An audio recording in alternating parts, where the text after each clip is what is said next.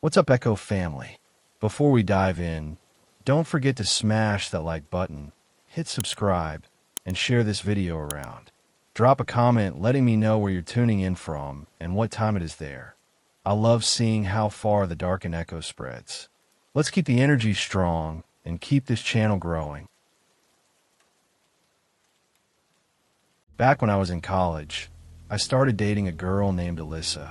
On the surface, she was perfect, smart, funny, beautiful, the kind of person who could light up any room she walked into. Everyone who met her said I was lucky, and for the first few months, it really did feel like that. But the first red flag came the night she invited me over to her apartment. It was a small place, third floor of an old brick building. When she opened the door, I noticed immediately that all the windows were covered with thick black curtains, so no sunlight ever got in. The air inside was stuffy, almost metallic, like it hadn't been fresh in weeks. I brushed it off, figuring she liked privacy. We ordered food, watched a movie, and eventually I dozed off on her couch. Around 3 a.m., I woke to the sound of her whispering. At first, I thought she was on the phone, but when I sat up, I saw her standing in the hallway, facing the wall. Her voice was low, frantic, like she was arguing with someone, but there was no one else there. I called out her name. She froze, turned slowly, and smiled at me like nothing had happened. "Just talking to myself," she said, and went to bed. The next morning, I noticed something else strange. Her bedroom door had 3 separate locks on the inside. Not outside, inside, like she was afraid of something coming in. Over the next few weeks, I started to see more odd behavior. She'd disappear for hours without explanation, then come back pale, trembling, like she'd seen something terrible. She never let me open her closet, and if I even touched the doorknob, she would snap, her cheerful personality vanishing in an instant. One night, curiosity got the better of me. While she was in the shower, I quietly unlocked the closet. I'll never forget what I saw. Inside were dozens of Polaroid photos, all pinned to the wall. But they weren't just random pictures. They were of me. Me walking to class, me at the coffee shop, me sitting at my desk in my own apartment. Some of them were taken from angles that made no sense, like she had been inside my room without me knowing. My stomach dropped. I felt dizzy, violated. Just then, I heard the shower stop. Panicking, I closed the door, sat back on the couch, and tried to act normal. She came out, hair damp, smiling like nothing was wrong. But when her eyes drifted to the closet door, her smile faded. "You went in there, didn't you?" she asked, voice flat, cold. I denied it, but the way she looked at me made my blood run cold. For the first time, I felt like I didn't know the person standing in front of me. I made an excuse to leave, said I had an early class. She didn't stop me. But later that night, as I lay in bed, I noticed something taped to my window from the outside. My heart nearly stopped when I saw it. It was a Polaroid of me, taken while I was sleeping in that very bed. I broke things off the next day, blocked her on everything, and avoided her part of campus like the plague. A few months later, she dropped out of school without warning, and I never saw her again. But sometimes, when I walk home at night, I swear I can feel someone watching me. And I'll never forget those words she whispered into the dark hallway when she thought I wasn't listening. "He doesn't know yet, but he will." When I was 22, I dated a girl named Marissa. She was different from anyone I'd ever been with. Intense, passionate, almost overwhelming in the way she cared. At first, it felt flattering. She always wanted to be around me, texting nonstop, showing up to surprise me with food or gifts. But after a few months, that intensity started to feel off. If I didn't reply to her messages within minutes, she'd send dozens more. If I went out with friends, she'd show up at the bar uninvited, claiming it was fate. I brushed it off as clingy behavior, but deep down, I knew something wasn't right. One Friday night, I lied and told her I was working late. In reality, I just wanted some space and planned to meet up with my best friend for drinks. We hung out for a few hours, and when I finally headed home, it was close to 1 a.m. As I turned onto my street, I noticed a shadow near the edge of the sidewalk. At first, I thought it was a random stranger, but then my blood ran cold. It was Marissa. She was standing perfectly still under a streetlight, staring straight at me. My stomach dropped. She didn't wave, didn't call out, just stared.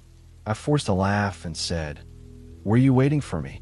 She smiled faintly. "I just wanted to see if you'd really been working." That night, I couldn't sleep. Every creak of the house made me think she was outside, watching. Around 3 a.m., my phone lit up with a notification, a new picture message from Marissa. My hands shook as I opened it. It was a photo of my bedroom window, taken from outside, taken just minutes earlier. I rushed to the blinds and pulled them open. The street was empty, nobody there. My heart was hammering so hard I felt sick. The next day, I confronted her. She laughed it off, said I was being dramatic, and swore she hadn't been anywhere near my house. But I knew what I'd seen, and worse, I knew what she was capable of. The final straw came a week later. I was showering when I heard a faint creak. Thinking it was just the pipes, I ignored it until I stepped out and saw steam curling around a message on the bathroom mirror. "Don't lie to me again." I hadn't written it, and I lived alone. I broke things off immediately, blocked her on everything, and told my landlord to change the locks. For a while, I still saw her car parked down the street from my house, just sitting there, engine off. But eventually, she vanished. I've moved since then, but sometimes I still wake up in the middle of the night with the feeling that someone is standing outside my window, watching. And I can't shake the memory of her voice when I last saw her. "You can't hide from me forever." Back in 2018, I dated a girl named Hannah. She was sweet, soft-spoken, and almost painfully shy. She didn't like crowds, avoided eye contact with strangers, and hated being the center of attention. At first, I thought it was just social anxiety, but as time went on, I realized there was something much darker beneath her quiet personality. Hannah never let me come over to her place. For 6 months, every single date happened at my apartment, in public, or at restaurants. Whenever I asked to visit her, she'd smile and say, "Not yet." I thought maybe she had a roommate, or maybe she was embarrassed about her living situation.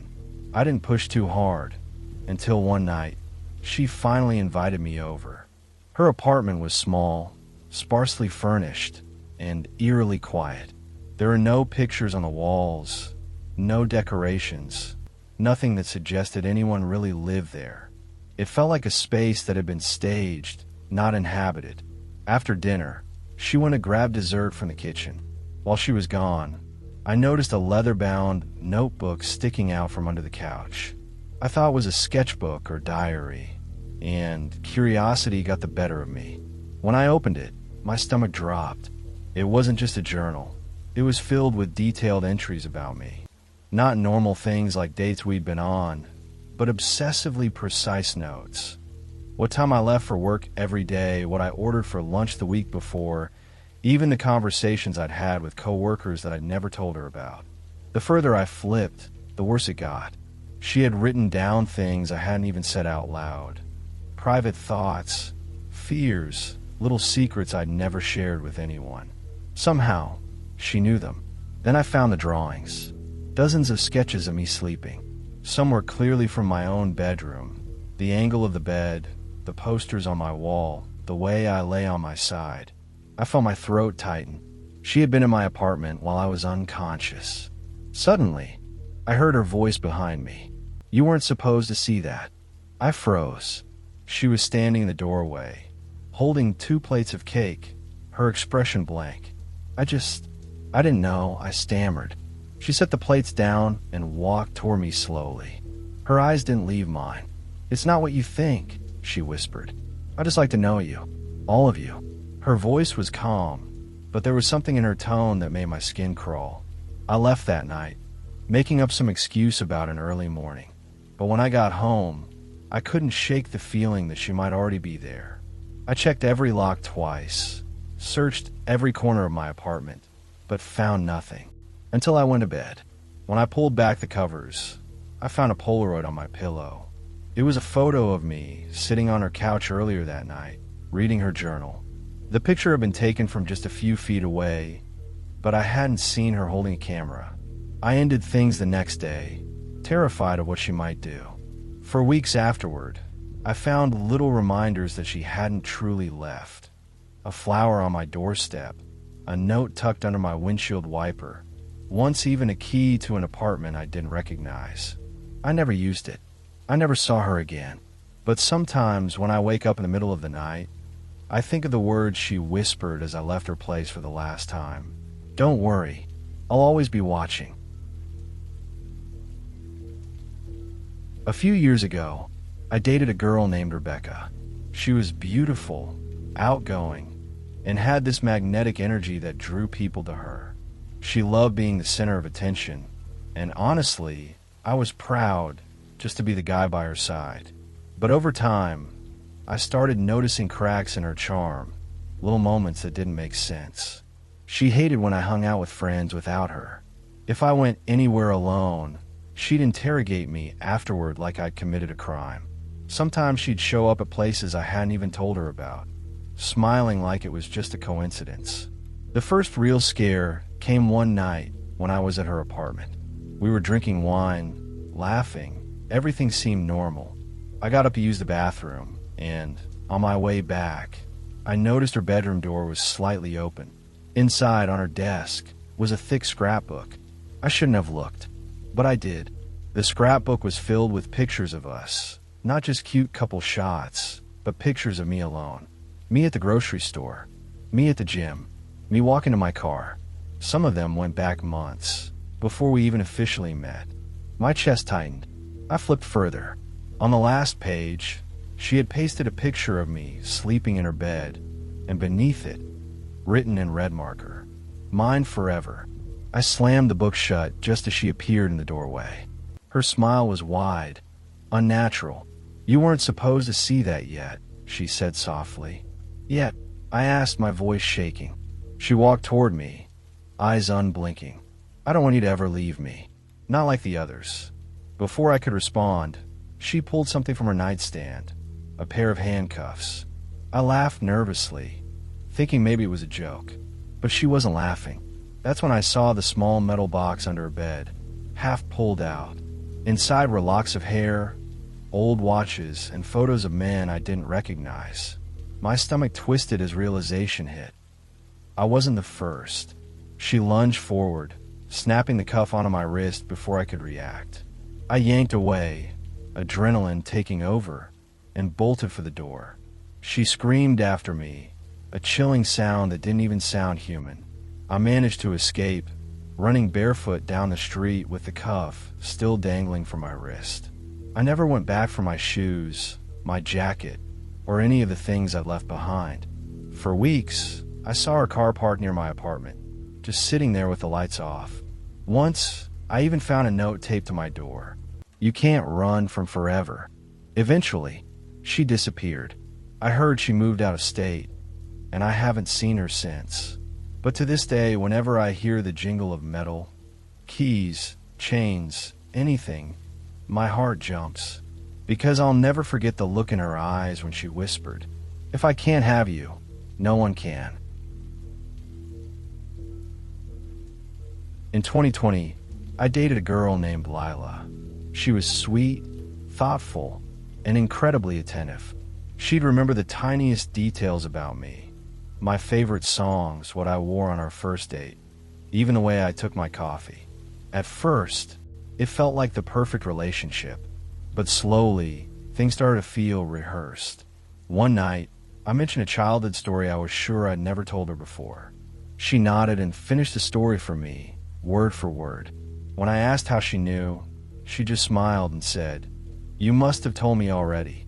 I brushed it off, but something about her answer didn't sit right. Months went by, and our relationship deepened. But whenever I suggested introducing her to my family, she'd get nervous and change the subject. Finally, one weekend, I convinced her to come with me to visit my parents. On the drive, she was uncharacteristically quiet, staring out the window with a tense expression. That night, while she was showering, her phone buzzed on the nightstand. Normally, I'd never look, but curiosity and suspicion got the better of me. A message preview lit up the screen. "When will you tell him?" My stomach dropped. I unlocked the phone. She told me her passcode months earlier, and what I found made my blood run cold. There were dozens of messages between her and an unknown number. The texts weren't just about me. They were about my family. Details about where my parents lived, my sister's work schedule, even my childhood address. The messages weren't affectionate. They read more like reports. Scrolling further, I found pictures. Photos of me, taken from far away, at work, at the gym, in my parents' driveway. Some were time-stamped before I had even met her. My heart was pounding so hard I thought it might burst. I put the phone down just as she stepped out of the bathroom. She was smiling, towel wrapped around her, but when her eyes darted to the phone, the smile vanished. "You shouldn't have looked at that," she said flatly. My throat tightened. "What's going on, Lila?" She stared at me for a long time, then whispered, "It doesn't matter. You'll understand soon." I didn't sleep that night. I kept one eye on her, terrified of what she might do. At dawn, I made an excuse about needing to run an errand and left. I didn't go back. Later, I tried to track down who she really was. When I looked up her name online, nothing came up. No social media, no job records, nothing. It was like she didn't exist. To this day, I don't know who she was working with, or why she seemed to know everything about me before we even met. But sometimes, I get anonymous texts from numbers I don't recognize. They're always short, always chilling. The last one I received simply said, "We're still watching." I met Sarah during a rough patch in my life. I had just gotten out of a long relationship, and she came into my world like a storm. Charming, funny, and strangely intense. She listened to everything I said, hung on every word, and made me feel like I was the only person that mattered. At first, it was flattering. Then, it became suffocating. We had only been dating for 3 weeks when I came home from work and found her in my apartment. She was in the kitchen, unpacking groceries like it was the most natural thing in the world. "How did you get in?" I asked, startled. She smiled sweetly. "You gave me a spare key, remember?" I hadn't, but she said it so confidently, so casually, that I doubted myself. Maybe I had given her one in a haze of early romance. I let slide. That night, I found a toothbrush in my bathroom that wasn't mine. 2 days later, clothes appeared in my closet. By the end of the week, she had completely taken over the drawers in my dresser. When I confronted her, she just laughed. "Why fight it? We're meant to be together. It's easier this way." I should have ended it there. But part of me was scared, not of losing her, but of what she might do if I pushed back. Things escalated quickly.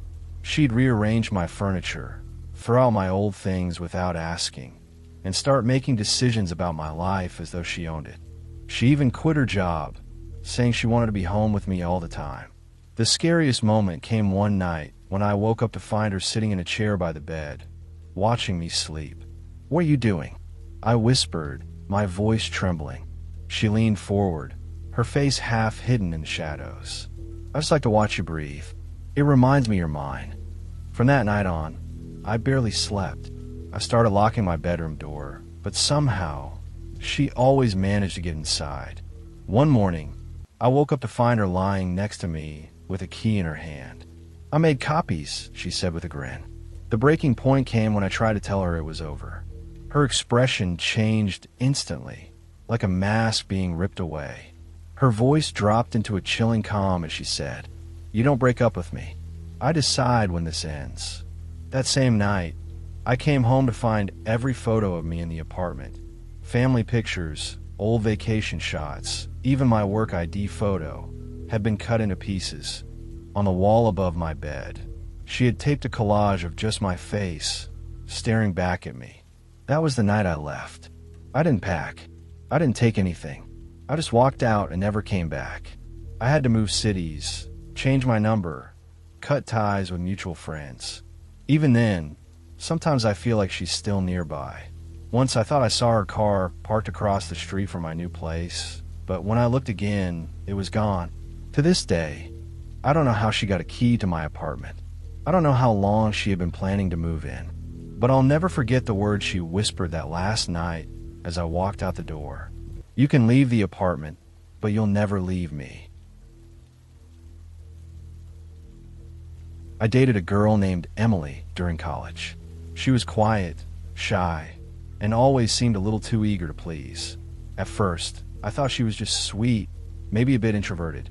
She'd blush when I complimented her, laugh at all my jokes, and cling to my hand whenever we walked together. But over time, I started to notice something strange. She kept little things of mine, not gifts I gave her, but items I didn't even realize were missing. A pen from my backpack, a receipt I tossed, a bottle cap from a beer I finished. At first, I thought it was harmless, maybe quirky, but then it escalated. One night, I went to her dorm to surprise her. She wasn't there, but the door was unlocked. On her desk sat a small wooden box. Curiosity got the better of me, and I opened it. Inside were dozens of objects, all belonging to me. Old homework assignments, a sock I thought I'd lost in the laundry, wrappers from snacks I liked, even strands of my hair. But the worst part?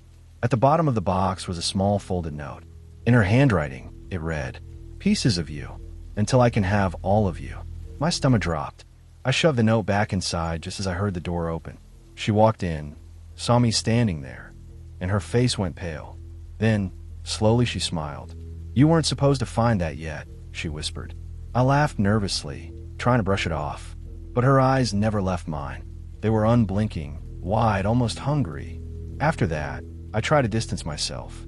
I stopped answering her late-night calls, stopped going over to her dorm. That's when the notes started appearing. Slipped under my door, tucked into my backpack, sometimes even left on my car windshield. Each note contained something of mine taped to it. A lock of hair, a used tissue, once even a nail clipping I didn't remember losing. The messages got darker too. "I'm building us. You'll be whole when you're with me. I just need a little more of you." One night, I woke up to find her standing at the foot of my bed. She was holding scissors in one hand and a small plastic bag in the other. "I just needed more," she whispered. I shouted, leapt up, and shoved her out of my apartment. After that night, I filed a restraining order. She dropped out of school soon after. Years later, I heard rumors that she was living in another city under a different name. I don't know if they're true, but sometimes I still find small things missing from my apartment. A button, a receipt, once even a photo from a frame. It makes me wonder, did she ever really leave? Or is she still collecting pieces of me, one by one? When I first started dating Claire, I thought she was just a night owl. She'd text me at 3 a.m., call me at 4, and sometimes show up outside my door in the middle of the night, saying she couldn't sleep and just wanted to be near me. At first, it was kind of romantic. Who doesn't like feeling wanted? But after a while, it started to feel unnatural. I realized something terrifying. I had never actually seen Claire sleep. Not once. Whenever we stayed over at each other's places, she'd insist I go to sleep first. I'd drift off, but whenever I woke up, no matter what time it was, she was awake, just watching me. The first time I caught her, she was sitting cross-legged on the floor at the end of the bed, staring at me in the dark. Her eyes didn't blink. When I asked her what she was doing, she smiled and said, "Making sure you don't go anywhere." I laughed it off, but inside I was shaken. Things escalated quickly after that. One night, I pretended to fall asleep, then cracked my eyes open just enough to watch her. She sat perfectly still beside me, whispering something under her breath.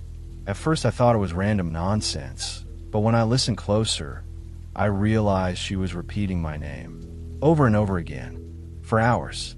Another time, I woke up gasping for air. She had her hand on my chest, pressing down, not enough to kill me, but enough to make me panic. When I shoved her off, she just giggled and said, "I was checking how strong your heartbeat is." I started avoiding sleep whenever I was with her. But one night, Exhaustion got the best of me. I woke up in the middle of the night to find her crouched right by my face, staring at me with wide, unblinking eyes. "You're so peaceful when you're helpless," she whispered. That was the last night I ever stayed over. When I tried to break up with her, she didn't argue. She didn't cry. She just smiled and said, "It's okay. I'll still be there while you sleep."